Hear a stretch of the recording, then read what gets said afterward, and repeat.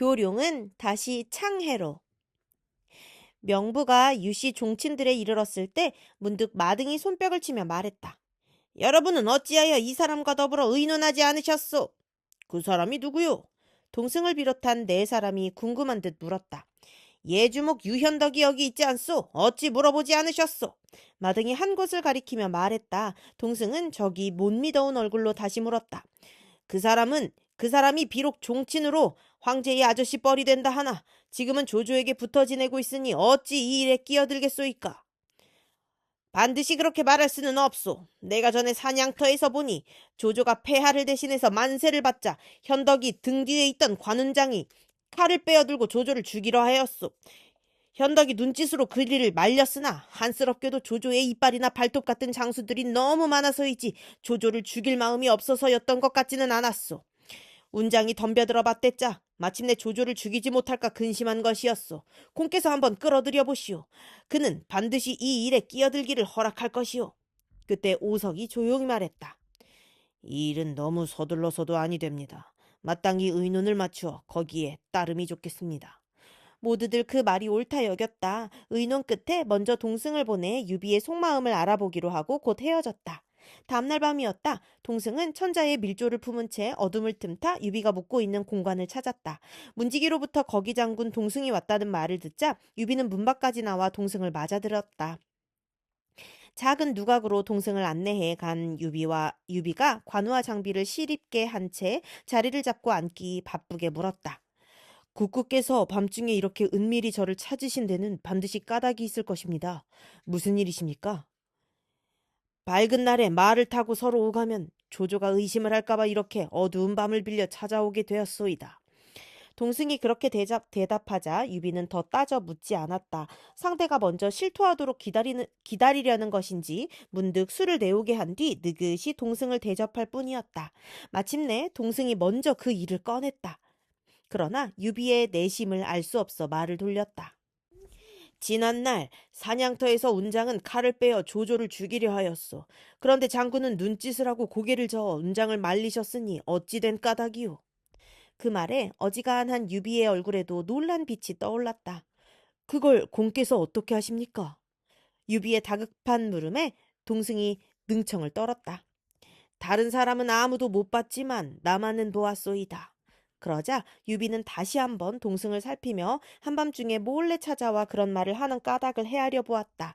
그걸 보고도 조조에게 달려가지 않았을 뿐만 아니라 동승의 처지나 신분으로 보아도 조조의 편으로 온 것 같지는 않았다. 더군다나 이미 그가 관우와 자기가 한 일을 보았다니 그 이상 속을 숨길 수도 없는 일이었다. 아우가 조조의 참남된 모습을 보고 자기도 모르게 화를 낸 것뿐입니다. 유비가 솔직하게 그때 일을 말하자 동승도 그를 믿을만하다 여겼다. 문득 소매를 들어 얼굴을 가리고 통곡하며 말했다. 조정의 벼슬아치 된 자 모두 관운장 같기만 했던들 어찌 천하가 태평하지 않음을 걱정할 필요가 있겠소. 혹 공께서 저를 속이시지나 않을까 하여 진작 말하지 못했습니다. 꾸짖어 주십시오. 유비도 그 같은 동승을 보자 처음부터 그를 믿지 못한 것이 부끄러운 듯 말했다. 이걸 한번 보시오. 동승이 눈물을 거두고 소매에서 천자의 밀조를 꺼냈다. 읽고 난 현덕은 비분을 감추지 못했다. 다시 동승이 꺼낸 의장을 보니 이미 6사람의 이름이 적혀 있었다. 첫째는 거기장군 동승이요. 둘째는 공부시랑 왕자복이요. 셋째는 장수교위 충집이요. 넷째는 의랑 오석이요. 다섯째는 소신장군 오자란이요. 여섯째 서량 태수 마등이었다.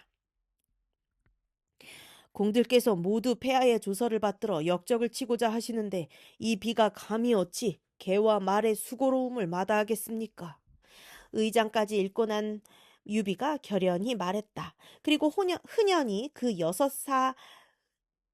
사이의 이름 아래 좌장군 유비라 적어 넣었다. 밀조와 의장을 거두어들인 동승이 다시 아쉬운 듯 말했다. 앞으로 셋만 더 끌어들일 수 있다면 모두 10명의 의사가 모인 셈이 되오. 그렇게만 되면 조조 그 역적을 도모할 수 있으련만.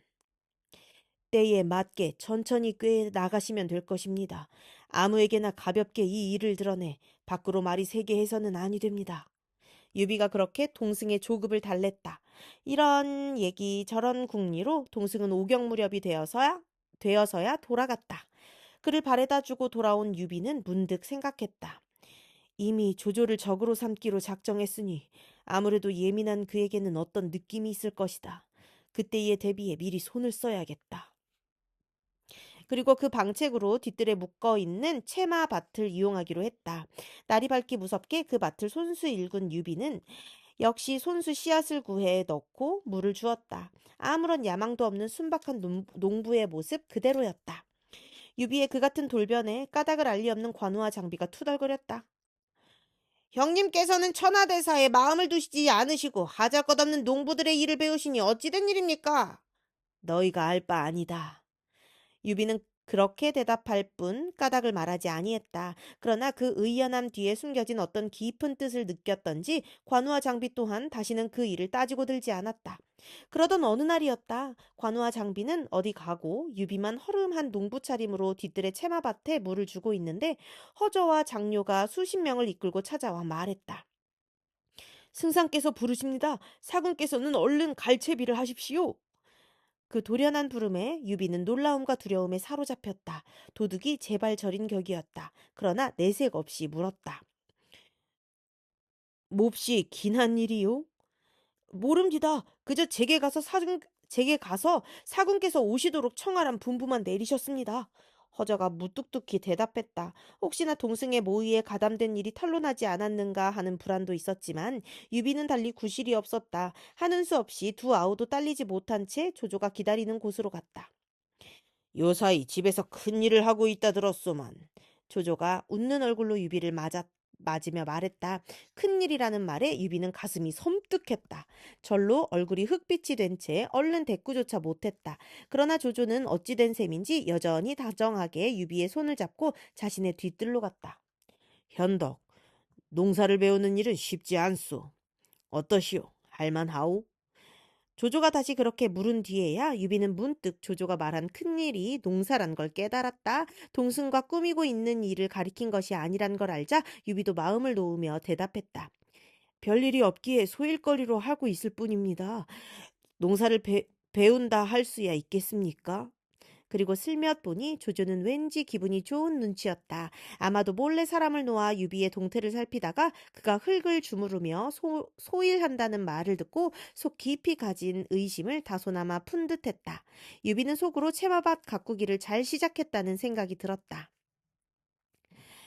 매화 가지를 보니 매실이 푸르게 잘 익었더구려. 문득 지난해 장수를 칠 때의 일을 생각하니 감회가 새로웠소. 그때 행군 중에 물이 모자라 장졸들이 모두 목이 말라 했는데 나는 한 가지 꾀를 썼더랬소. 채찍을 들어 앞을 가리키며 그곳에 매화숲이 있다고 거짓으로 소리친 것이요. 그 말을 들은 군사들은 매실의 신맛을 생각하자 한결같이 입에 침이 돌고 그래서 잠시 갈증을 잊을 수 있었던 것이요. 이제 그 매실을 보니 어찌 느껴지는 게 없겠소. 마침 담근 술이 잘 익었기에 매실을 안주로 공과 함께 술잔을 나누고 싶었소. 그 때문에 허저를 보내 현덕을 청한 것이오. 조조가 드디어 유비를 부른 참뜻을 밝혔다. 유비는 그제서야 완연히 마음을 가라앉힐 수 있었다. 불러준 청에 가볍게 감사한 다음 조조가 끄는 대로 작은 정자에 올랐다. 정자에는 이미 술상이 차려져 있었는데 조조가 말한 대로 쟁반 위에는 푸른 매실 삶은 것이 안주로 나와 있고 곁에는 잘 익은 술이 한독 담겨 있었다. 두 사람은 곧 자리를 마주하고 앉아 술을 마시기 시작했다. 술이 반쯤 오를 무렵 갑자기 검은 구름이 짙게 덮이더니 비가 쏟아지기 시작했다. 비도 장대 같은 소나기였다. 용이다! 용이 등천을 한다! 검은 구름 사이로 기괴한 형상이라도 비쳤던 것인지 정자 아래서 두 사람의 술자리를 시중 들고 있던 자들 가운데 하나가 문득 놀란 소리로 소리쳤다. 그 소리에 조조와 유비도 난간에 기대 검은 하늘을 쳐다보았다. 그러나 소리친 자가 가리킨 하늘가에는 아무것도 보이지 않았다. 공은 용의 변화를 아시오. 자리로 돌아온 조조가 뭘 생각했는지 불쑥 유비에게 물었다. 평소처럼 유비가 겸손하게 대답했다. 말은 몇 가지 들은 게 있습니다만 자세히는 알지 못합니다. 그렇다면 내가 말해드리겠소. 조조가 갑자기 정색을 하며 말했다. 영이란 크고 작아지기를 마음대로 하며 위로 솟고 아래로 숨기를 또한 마음대로 하오. 크게 되면 구름을 일으키고 안개를 토하며 작게 되면 겨자씨만해지고 형태를 감추어 버리기도 할 수 있는 것이요. 솟은즉 드넓은 우주 사이를 날고 숨은즉 파도 안에 엎드려 없는 듯이 보일 수도 있소이다. 이제 봄이 한창이니 용이 때를 타 변화를 일으킬 때요. 마치 사람이 때를 얻어 천하를 종행함과 같으니 용이란 물건은 영웅에 비하여 말할 수 있을 것이외다. 현덕께서는 사방을 두루 돌아다니셨으니 틀림없이 당세의 영웅이라 할 사람들을 알고 있으리다. 바라건대 내게 한 사람만이라도 말해 주시오. 용으로 시작된 이야기가 그렇게 느닷없는 영웅론으로 번졌다. 얼른 듣기에는 자연스러웠으나 유비는 그 뒤에 숨은 조조의 뜻을 짐작했다. 영웅론을 통해 유비의 안목은 물론 그릇의 크기를 가늠해보려 함에 틀림없었다. 제 안목으로 어찌 영웅을 알아볼 수 있겠습니까? 유비가 일시에 어떻게 대꾸할지 몰라 그렇게 발뺌을 했다. 유비가 일부러 대답을 피하고 있다는 것까지 알아채지 못할 조조는 아니었다. 한층 엄숙한 얼굴로 유비를 다그쳤다. 지나친 겸손이요. 그러지 말고 한번 속을 터놓고 이야기해 보시오. 제가 승상의 은혜로 조정에까지 올라와 벼슬살이를 하게 되었습니다만 천하 영웅에 대해서는 실로 아는 바가 없습니다. 유비가 다시 한번 의문을 떨었으나 소용이 없었다. 그 얼굴은 모른다 해도 이름은 듣지 않았겠소. 어디 들은 대로라도 말씀해 보시오. 조조는 끝내 유비를 놓아주지 않았다. 유비는 어쩔 수 없다는 걸 알자 한동안을 생각하는 채 하다 우물우물 대답했다. 회남의 원술이 어떠하겠습니까? 군사와 곡식이 넉넉하니 영웅이라 할 만하지 않겠습니까? 무덤 속에 말라빠진 뼈다귀일 뿐이요. 이르든 늦든 반드시 내게 사로잡힐 위인이어야다. 조조가 한마디로 원수를 여지없이 깎아내리며 재촉하듯 유비를 살폈다. 유비는 다시 크게 마음에도 없는 임무를 댔다. 하복에 원소도 있습니다. 사세에 걸쳐 5번이나 삼공의 자리에 오른 가문으로 거기에 덕을 입은 벼슬아치들이 문하에 많습니다. 거기다가 지금은 호랑이처럼 기주를 터로 삼아 그 부리는 이들 가운데는 여러 일에 능한 이들이 매우 많으니 영웅이라 할 만합니다. 조조가 약간 허세가 밴 웃음으로 유비를 반박했다. 원소는 겉모양이 번듯하나 담이 작고 이를 꾸미기는 좋아해도 맺고 끊는 힘이 없소. 큰 일을 하려 하면서도 지나치게 제 몸을 사리고 엉뚱하게도 작은 이에게는 목숨까지 잊고 덤비니 어찌 영웅이라 할 수 있겠소이까. 또 한 사람 생각나는 이가 있습니다. 강하의 8준제의 하나로 위엄이 구주에 떨친다는 유경승은 영웅이라 할 만합니다. 유비는 다시 형주에 있는 유표를 들먹여 보았다. 조조는 한층 가소롭다는 듯 고개를 저었다. 유표는 헛된 이름뿐 속은 아무것도 없는 자요. 영웅이 아니에다. 그럼 한창 혈기 있고 억센 손백부는 어떻겠습니까? 지금 강동을 다스리고 있으니 영웅이라 할 수 있을 것입니다. 손책은 그 아비의 이름을 물려받은 것뿐이니 영웅이라 할 수 없소. 익주의 유계옥은 어떻겠습니까? 끝까지 놓아주지 않는 조조에게 까닭 모를 불안까지 느끼며 유비는 익주의 유장까지 끌어냈다. 험한 산천의 의지에 겨우겨우 제 땅이나 지켜나가는 위인을 자신은 한 번도 영웅이라 여겨본 적이 없음에도 조조의 신문 같은 물음에 배겨내지 못해 주어 섬긴 것이었다. 유장이 비록 종실이라 하나 다만 집 지키는 계에 지나지 않소. 어찌 영웅이라 하겠소. 조조는 마찬가지로 그렇게 부인해놓고 또다시 유비를 빤히 쳐다보았다. 유비는 한층 다급해지는 기분으로 생각나는 대로 이름을 대기 시작했다. 장수, 장로, 한수 등은 어떻게 생각하십니까? 그들은 말할 가치조차 없는 소인들이요. 그야말로 시시한 조무래기들이지. 조조가 손뼉을 치고 웃으며 그렇게 말했다. 그러나 두 눈만은 여전히 유비를 살피고 있었다. 유비는 아무것도 모르는 채 능청을 떨며 화제를 돌리려고만 애를 썼다. 지금 제가 된 사람들을 빼면 이 비는 실로 아는 바가 없습니다. 하지만 조조는 기어이 유비가 속으로 두렵게 생각하던 말을 꺼내고 말았다.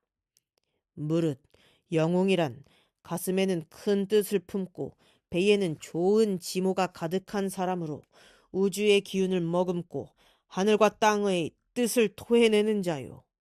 그렇게 말해놓고 의미심장한 눈길로 유비를 보며 씩 웃었다. 유비는 여전히 모르는 채 어리석은 물음을 던졌다. 그런 사람이 누구이겠습니까? 정말 모르시겠소? 요조가 조조가 다짐하듯 그렇게 묻더니 손가락을 들어 먼저 유비를 가리키고 이어 자신을 가리키며 호탕하게 말했다. 지금 천하의 영웅이라면 오직 현덕과 여기 이 조조가 있을 뿐이요. 그 말을 듣는 순간 유비는 눈앞이 아뜩했다. 무지렁뱅이 농근 흉내를 내가면서까지 자신을 감추려 했었지만 날카로운 조조의 눈은 어느새 그를 꿰뚫어보고 있었던 것이다. 조조가 나를 그렇게 보았다면 이제는 끝이다. 그렇게 생각하자 절로 온 몸에서 힘이 쭉 빠졌다. 꼼짝없이 그의 소나기에 잡혀있는 그로서는 영원히 그대로 잡혀있거나 죽어서만이 그의 소나기를 빠져나갈 수 있을 것 같았다. 그 바람에 자신도 모르게 유비의 손에 쥐어져 있던 수저가 떨어져 탁자 아래로 흘렀다. 그런데 때마침 한 줄기 소나기가 쏟아지며 뇌성이 크게 일었다. 조조의 말에 놀라 수저를 떨어뜨려 놓고야 일이 더욱 나쁘게 된 것을 알고 당황하던 유비는 얼른 그 뇌성을 핑계로 삼았다. 머리를 수그려 땅바닥에 떨어진 수저를 주우며 짐짓 부끄러운 듯 말했다. 좀 전에 천둥 소리가 얼마나 무시무시하던지 그만 이렇게 수저를 떨구고 말았습니다. 조조가 그걸 떨어뜨린 이유를 캐물을 것을 앞질러 대비하는 한편 자신의 겁많음을 가장함으로써 조금이라도 조조의 의심을 덜기 위해 급작스레 꾸며댄 말이었다. 워낙 알맞은 시간에 울린 뇌성이라 조조도 그것까지는 의심하지 못했다. 적이 풀린 얼굴로 농담 삼아 물었다. 장부도 뇌성을 두려워하는 것이요. 성인께서 빠른 번개와 매서운 바람이 일면 반드시 변괴가 있다 했습니다. 어찌 두렵지 않겠습니까? 유비가 더욱 두려움을 과장하며 되물었다. 유비의 그같이 절묘한 임기응변에 조조는 결국 그가 수저를 떨어뜨린 까닭에 대한 의심은커녕 오히려 이미 가슴 깊이 자리 잡고 있던 의심까지 줄이고 말았다. 유비가 속으로 뜻한 바대로였다. 여기서 언뜻 보여지는 것은 두 사람의 대비이다. 조조도 유비도 일생 동안 수없이 많은 지모를 쓰고 사람을 속였다. 그런데도 조조는 지모와 속임수의 대명사로 불리는 반면 유비는 성실과 정직의 화신처럼 전해졌다. 그 까닭은 여러 가지 있겠지만 중요한 것은 대략 두 가지로 보여진다. 그 하나는 조조가 자신의 지모를 자랑하는 반면 유비는 언제나 그것을 숨겼던 것이고, 다른 하나는 조조가 일생을 통해 공격적인 입장에 있었던 반면 유비는 항상 수비적인 입장에 있었다는 점이다. 재주가 드러나면 시기를 받고 강자는 약자보다 동정을 받지 못한다는 점을 상기한다면 어느 정도 이해가 되는 그 시대의 감정이 그대로 후세에 전해진 것이리라. 어쨌든 조조와 유비는 다시 화기애애한 가운데 술잔을 비우기 시작했다. 그런데 장대처럼 쏟아지던 비가 막 멎으려 할 때였다. 갑자기 두 사람이 후원으로 뛰어들더니 보검을 빼들고 조조와 유비가 술을 마시는 정자 쪽으로 달려오고 있었다. 그곳을 지키던 무사들이 가로막았으나 잘 당해내지 못했다. 조조가 놀란 눈으로 살펴보니 다름 아닌 관우와 장비였다. 그날 두 사람은 성 밖으로 활쏘기를 나갔다가 얼마 전에야 유비가 거처하는 곳으로 돌아왔다. 맏형인 유비가 보이지 않아 좌우에 물으니 허저와 장료가 수십 명을 이끌고 와서 데려갔다고 하지 않는가. 이에 놀란 두 사람은 급히 승상부로 달려가 유비가 있는 곳을 물었다. 조조의 종자들로부터 유비가 조조와 함께 후원에 있다는 말을 들었으나 종래 마음이 놓이지 않았다. 혹시라도 조조가 그렇게 유비를 불러들여 죽일지도 모르는 일이었다. 아무래도 안 되겠네. 우리가 함께 뛰어들어가 형님을 지키세. 관우가 그렇게 말하자 장비도 두말 없이 따라들었다. 그 기세가 어찌나 흉흉한지 아무도 막지 못하다가 조조가 있는 후원에 이르러서야 비로소 가로막는 자가 생겼다. 그러나 그들도 이미 그 두 사람의 주인이 자기의 주인과 유쾌하게 담소하며 술을 마시고 있는 걸 오래 보아온 뒤라 피를 보아가며 막으려고는 들지 않았다. 그 바람에 관우와 장비는 더 큰 소동 없이 칼을 빼든 채 유비의 등 뒤로가 시립할 수 있었다. 그대들 둘은 어찌하여 이렇게 오셨소? 조조가 약간 어이없는 얼굴로 관우와 장비를 번갈아 보며 물었다. 둘 중에서 좀 더 생각이 밝은 관우가 얼른 자기들의 실수를 깨닫고 궁색한 대답을 했다. 듣기로 승상과 저희들 형님이 함께 술을 드신다기에 갈춤이라도 추어 흥을 돋아드릴까 하고 달려왔습니다. 그들이 입으로 무슨 소리를 한다고 해도 속마음을 읽지 못할 조조가 아니었다. 그러나 노여움보다는 수백의 군사와 수십의 용장들이 몰려있는 자신의 부중으로 단 둘이 뛰어든 그들의 의리와 충성이 더욱 조조를 감동시켰다. 크게 소리내어 웃으며 둘에게 말했다. 여기는 홍문의 연회장이 아니거늘 어찌 항장과 항백이 있을 때가 있겠소. 홍문의 연회란 초한이 천하를 다툴 때 세력이 큰 항우가 보다 약한 유방을 죽이기 위해 홍문이란 곳에서 연찬치이다. 그때 항우는 처음 모사인 범증의 말대로 유방을 죽이려고 했으나 막상 만나서 그의 말을 듣고는 죽일 마음이 없어져 버렸다. 그걸 안타까이 여긴 범증이 칼춤을 핑계로 유방을 죽이려고 들여보낸 초근의 장수가 바로 항장이요. 유방을 구하러 뛰어든 게 항백이었다. 따라서 조조의 물음은 나는 너희들의 형을 죽이려고 하지 않았는데 너희가 어찌하여 이럴 수 있느냐 하는 나무람 섞인 농담이었다. 조조가 자기들의 속마음을 꿰뚫어보고 그렇게 묻자 둘은 더 할 말이 없었다. 말없이 얼굴만 붉히고 서 있는 걸 보고 조조는 한층 소리 높여 웃은 뒤 부리는 이에게 영을 내렸다.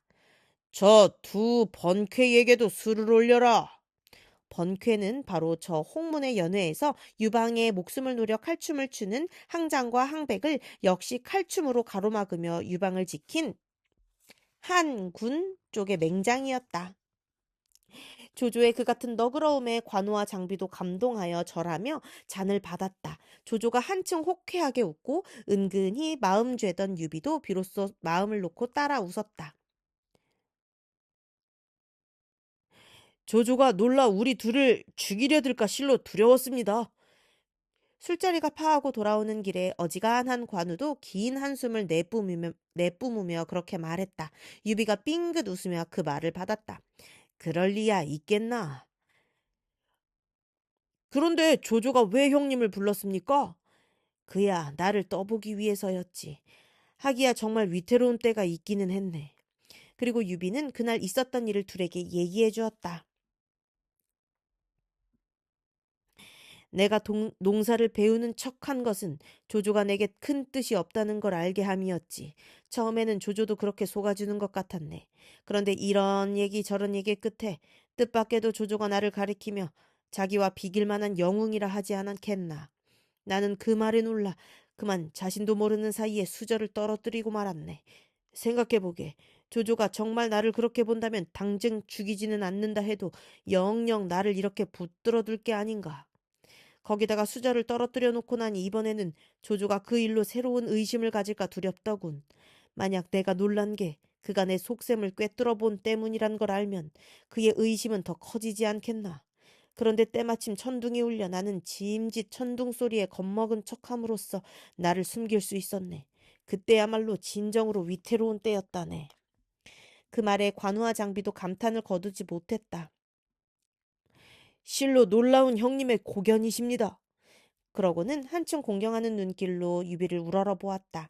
하지만 아무것도 알아채지 못한 조조는 다음날 또 유비를 불렀다. 이번에는 다른 뜻 없이 정으로 부른 술자리였다. 한참 주거니 받거니 술잔을 받고 있는데 갑자기 사람이 와 조조에게 알렸다. 만총이 기주에서 돌아왔습니다.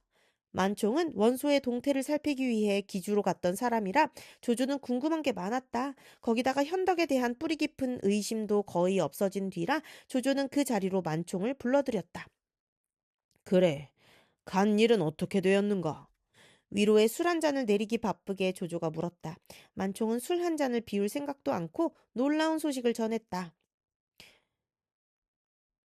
무엇보다도 급히 승상에 알려드릴 일이 있습니다. 공손찬이 원소에게 무너지고 말았습니다. 그 말에 조조가 번쩍 정신이 나는 모양이었다. 술기운이 싹 거친 얼굴로 물었다.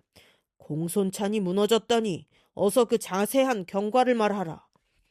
얼른 믿어지지 않아 멍하니 만총을 바라보고 있던 유비도 겨우 정신을 가다듬어 만총의 말에 귀를 기울였다. 승상께서도 아시다시피 한때 공손차는 원소보다 세력이 크면 컸지 작지는 않았습니다.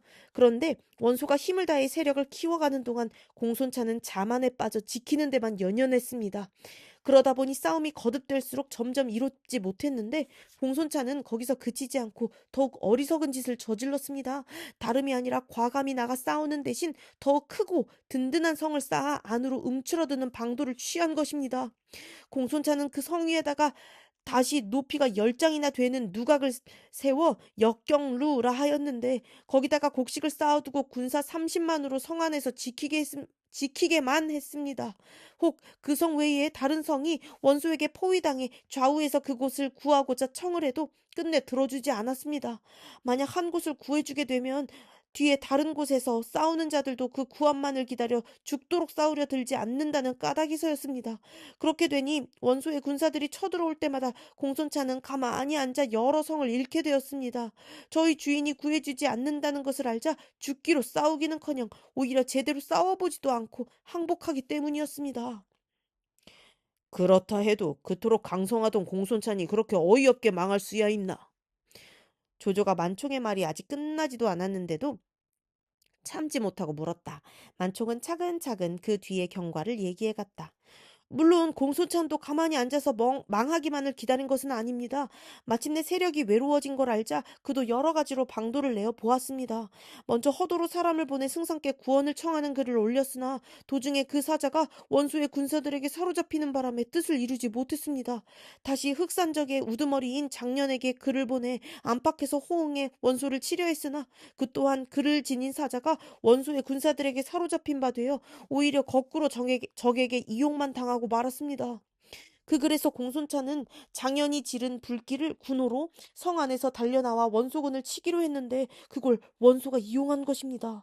원소가 거짓으로 자기 진체에 지른 불을 장년의 구원군이 온 줄로 믿은 공손찬이 스스로 대군을 이끌고 성을 나왔다가 군마만 태반이나 꺾여버렸을 뿐입니다. 겨우 성 안으로 물러나 지켜보려 했으나 그때는 이미 형세가 너무도 기운 뒤였습니다. 원소의 군사들이 땅굴을 파고 공순찬이 거처한 누각 아래에 이르러 일제히 뛰쳐나오며 불을 지르니 공순찬은 도망칠 길조차 없었습니다.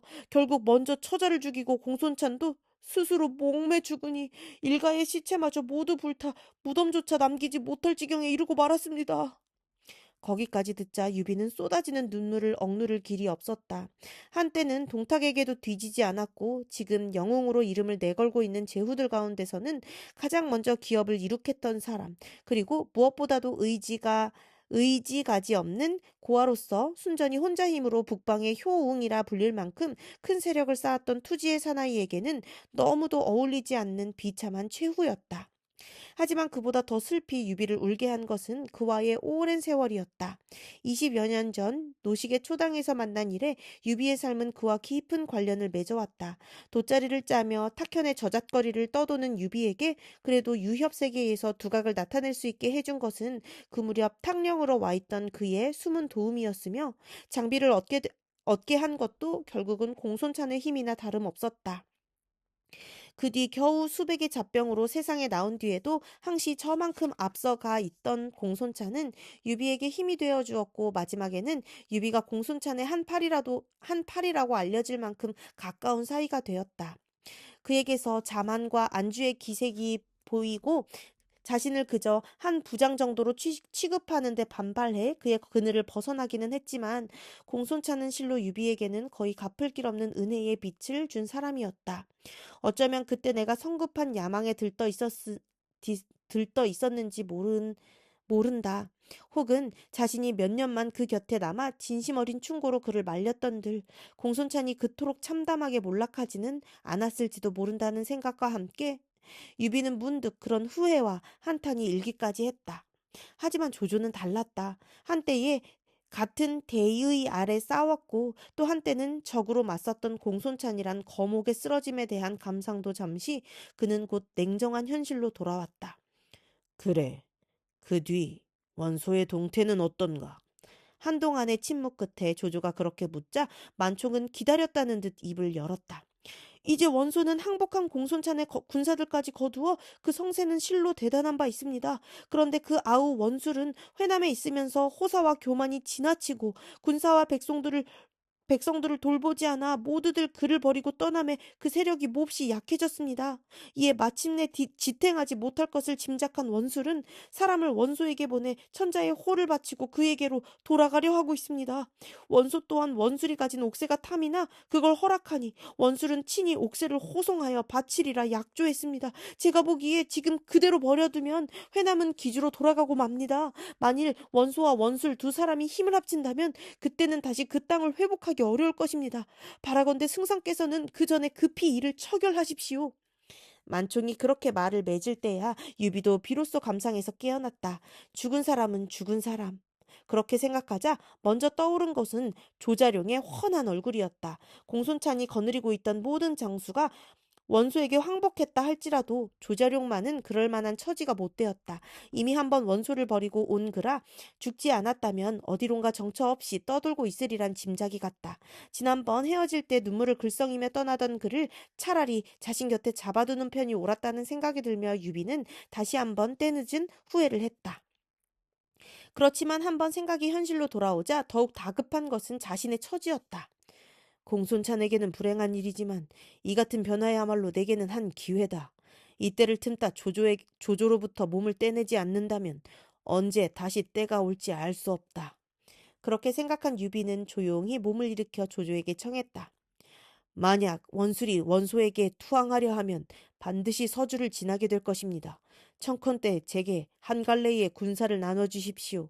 도중에 기다리다 그 길을 끊고 들이치면 원수를 사로잡을 수 있습니다. 이미 유비에게서 제법 의심을 거둔 조조라 그 말을 별로 이상히 여기지 않았다. 오히려 유비가 자청하여 싸우러 가겠다는 게 기쁜지 빙긋이 웃으며 반승낙을 했다. 내일 천자께 말씀을 올리고 되도록 빨리 군사를 일으키도록 하겠소. 그리고 다음날 현덕이 보는 데서 헌제에게 그 일을 상주했다. 헌제가 마지못해 허락하자 조조는 유비에게 5만 군사를 내어주고 원술의 길을 끊게 했다. 유비에게 좀 꺼림직한 게 있다면 장수 중에 조조의 사람인 주령과 노소를 끼워서 유비에게 딸려보낸 정도였다. 출전의 명을 받은 유비가 헌제께 작별의 군례를 올리니 헌제는 눈물로 유비를 보냈다. 곁에서 한 힘이 되어줄 유비가 떠나는 데 대한 아쉬움과 그동안의 정이 어우러진 눈물이었다. 생각보다 쉽게 도성을 빠져나갈 구실을 얻었으나 유비는 혹시라도 그 일이 조조의 모사들에게 알려져 방해를 받게 될까 두려웠다. 그날 밤으로 군사들을 점거하고 마피를 살핀 뒤 천자로부터 받은 장군인을 차고 출전의 길에 올랐다. 더 이상 서두를 수 없을 만큼 재촉과 재촉 속에 재빨리 이루어진 출전이었다. 동승은 심리 밖에 있는 정자까지 배웅을 낳았다. 현덕은 좌우에 사람이 없을 때를 기다려 동승에게 나지기 말했다. 국구께서는 조금만 더 참고 기다리십시오. 이번 길은 반드시 제명에 보답하는 일이 될 것입니다. 서둘러 도성에서 몸을 빼는 유비가 서운하기도 했지만 동승은 도리가 없었다. 다만 좋은 말로 유비에게 당부할 뿐이었다. 공은 마땅히 그 일을 마음에 두시오. 부디 폐하의 바람을 저버리지 마시오. 그리고 아쉬운 듯 유비와 작별했다. 형님, 이번 출정은 무엇 때문에 그렇게 서두르십니까? 동승이 돌아가자 다시 길을 재촉하는 유비에게 장비가 물었다.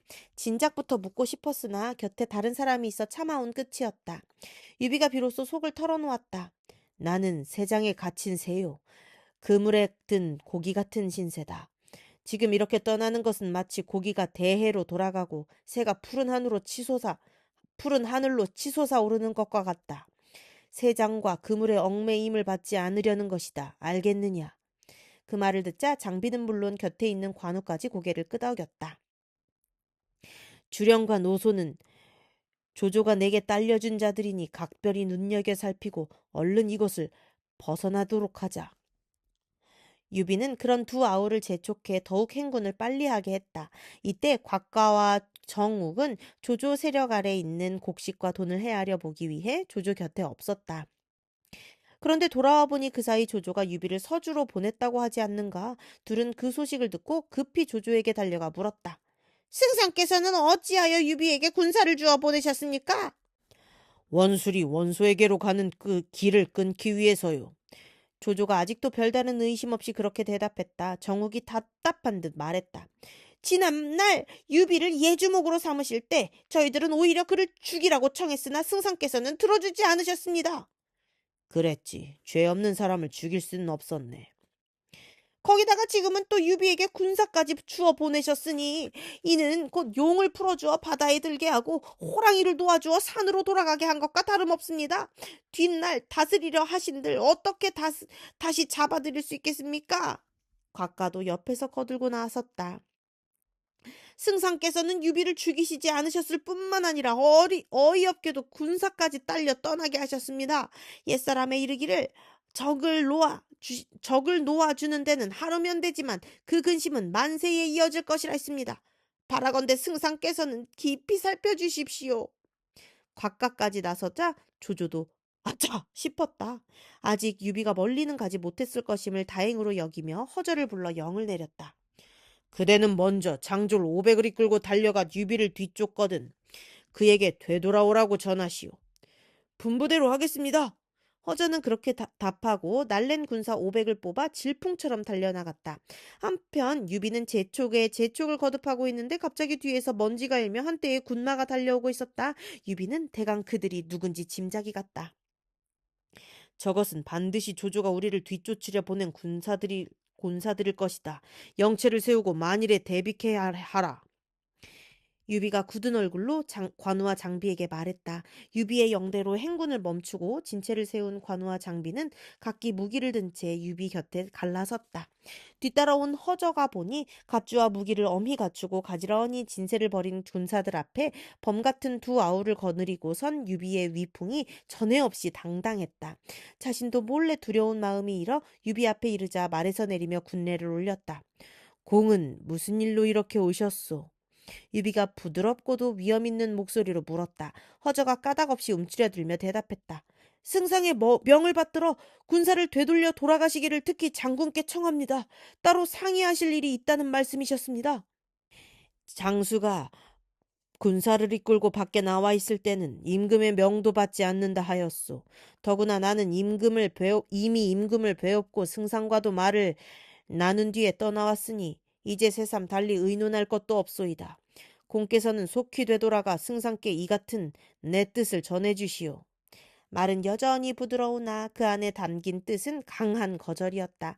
한 번 더 말을 붙였다가는 한바탕 싸움이 불가피하게 느껴질 정도여서 적은 군사를 이끌고 온 허저로서는 조심하지 않을 수 없었다.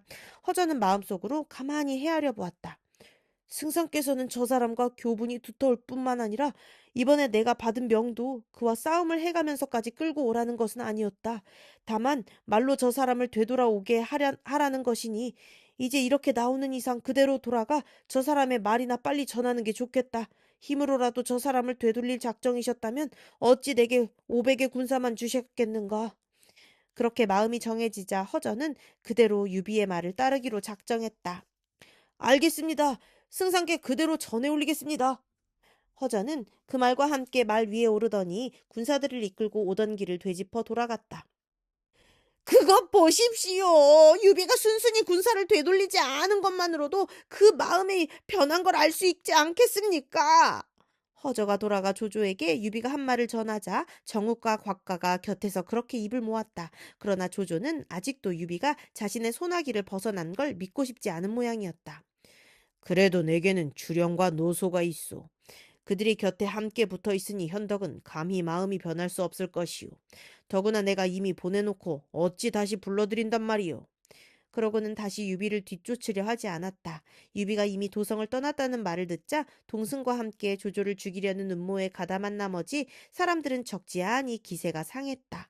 그 중에도 마등은 자기의 근거지인 서량이 급하다는 전갈이 오기 바쁘게 군사를 이끌고 그리로 돌아가 버렸다. 끝.